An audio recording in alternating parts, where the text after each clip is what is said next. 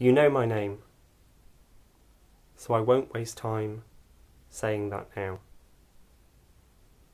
But you may be thinking that I wasted time in explaining that I didn't want to waste time. Maybe, but I had my reasons.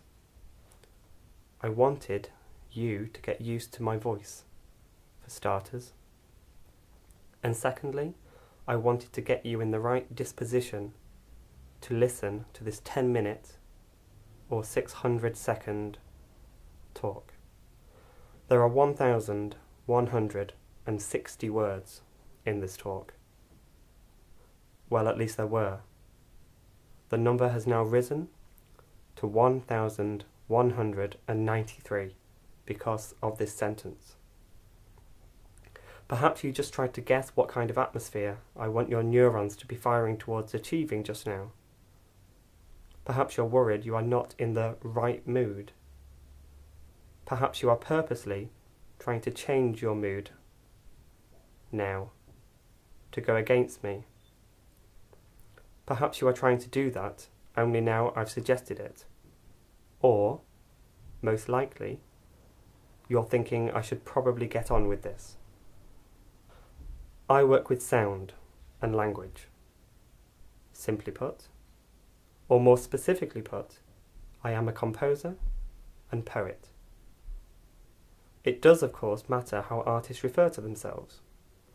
I am tempted to adopt Beethoven's stance and call myself a tone poet. My music informs my poetry, and vice versa. I use similar techniques to write both, and text and rhythm are often present, respectively, in my music and poetry. I don't want to talk about my work precisely, just about one particular feature that ties together everything I do, from my paintings to the events I organise. It is an elusive and perhaps uncertain but powerful and profound feature which I don't want to pin down, only explore. I also realise that, as with any set of thoughts regarding art with a capital letter, there will be disagreements and contradictions. This feature can be summed up in a single word. It is line. My opinion is that when an artist, poet, composer, or dancer is trying to perfect their art, they are striving to understand, manipulate, and convey their own version of line. The idea of a line, be it in geometrical, social, or conceptual terms, permeates our lives. I can think of numerous sayings using the word.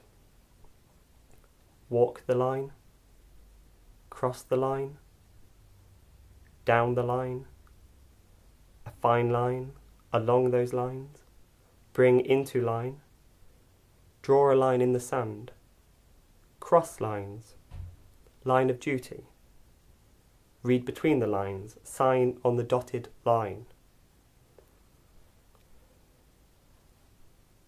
I asked myself what the word implies, and my first thought was of a choice between finite and infinite extent. A line can have a beginning and an end.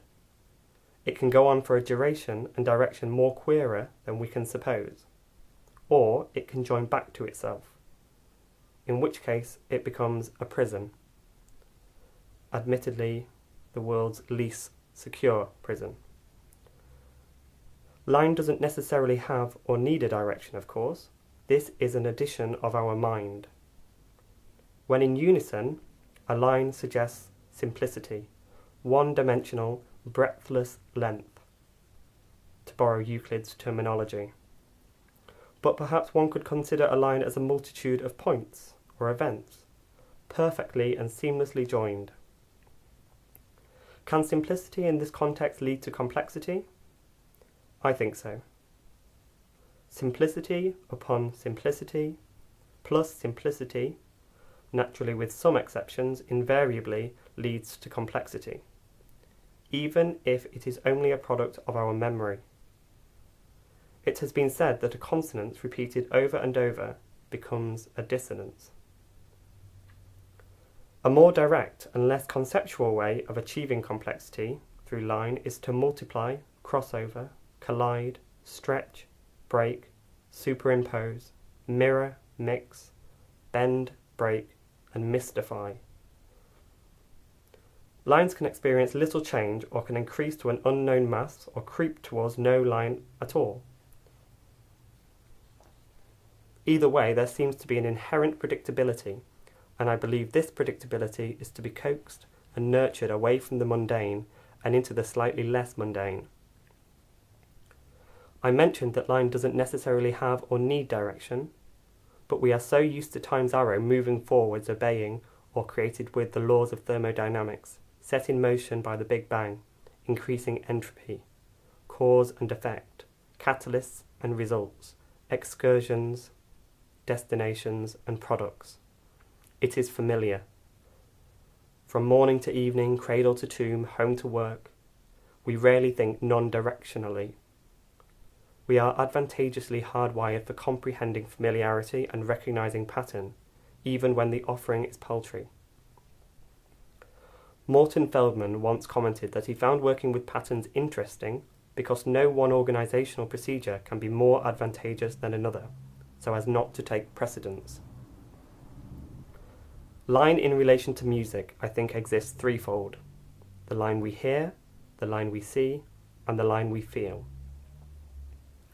We see musical notation traditionally on a set of 5 parallel lines, and in more avant-garde graphical notation as a multitude of freer dancing strokes.